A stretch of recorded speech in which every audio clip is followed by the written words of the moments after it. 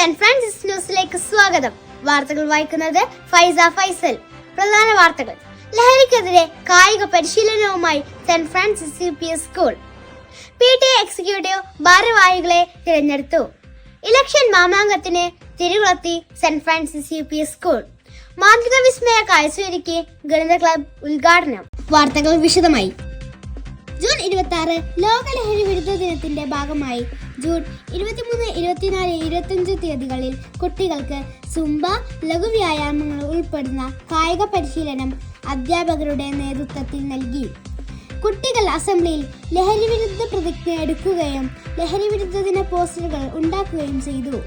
Executive അംഗങ്ങളിൽ നിന്ന് PTA പ്രസിഡന്റായി ഷെബീബ് K, PTA വൈസ് പ്രസിഡന്റായി Ramesh Chempil, MPTA Fahima, noon feeding Aswathy, treasurer Ramseena എന്നിവരെ തിരഞ്ഞെടുത്തു. 2025-2026 വർഷത്തേക്കുള്ള സ്കൂൾ ലീഡർ ഇലക്ഷൻ ജൂലൈ 2 നടത്താൻ തീരുമാനിച്ചു. തെരഞ്ഞെടുപ്പ് ഓഫീസറായി നാരായണൻ മാസ്റ്ററെ ചുമതലപ്പെടുത്തി.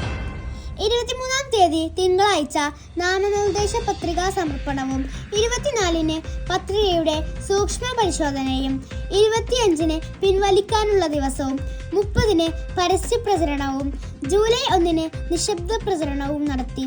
ജൂലൈ 2-ന് തെരഞ്ഞെടുപ്പും ജൂലൈ 3-ന് ലീഡേഴ്സിനെ പ്രഖ്യാപിക്കാനും തെരഞ്ഞെടുപ്പ് കമ്മീഷൻ യോഗത്തിൽ തീരുമാനിച്ചു. ഗണിത അധ്യാപകരായ സിജി ടീച്ചർ, വിനോജ് മാഷ്, ആന്റണി മാഷ് എന്നീ അധ്യാപകരുടെ നേതൃത്വത്തിൽ പേപ്പർ കൊണ്ട് കുട്ടികൾ ഓറിഗാമി ഉണ്ടാക്കുകയും തുടർച്ചയായ എണ്ണൽ സംഖ്യ കൊണ്ടുള്ള മാന്ത്രിക ചതുരം കുട്ടികൾക്ക് പരിചയപ്പെടുത്തിക്കൊണ്ട് ഗണിത ക്ലബ് ഉദ്ഘാടനം ചെയ്തു. വാർത്തകൾ സമാപിച്ചു. നന്ദി, നമസ്കാരം.